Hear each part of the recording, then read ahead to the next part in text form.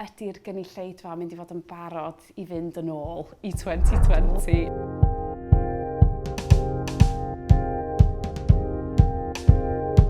Nes i sgwennu'r ddrama ar ôl clywed am ffrind i ffrind oedd yn sengl ac yn ganol oed ac oedd hi isio babi ac nath hi penderfynu defnyddio sperm bank i gael babi a nes i just ffeindio'r holl beth mor fascinating ac o'n i just yn meddwl, yeah, good for you, t'bod? Dwi'n meddwl sy'n ni wedi gwneud yr un peth, sy'n ni ddim wedi cyfarfod gŵr fi.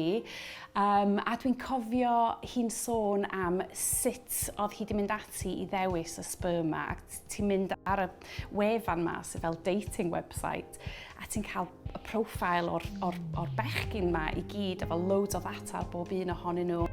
Nes i darllen lot o blogs, lot o erthygla am sperm donors a sperm banks, ond wedyn nes i siarad efo cwpl o bobl. Oedd ffrind i ffrind wedi defnyddio sperm bank, so nes i cael cyfarfod Zoom efo hi, lle nes i holi llwyth o gwestiynau iddi hi. A wedyn o'na ffrind arall efo ffrind oedd yn feichiog oedd wedi defnyddio sperm bank.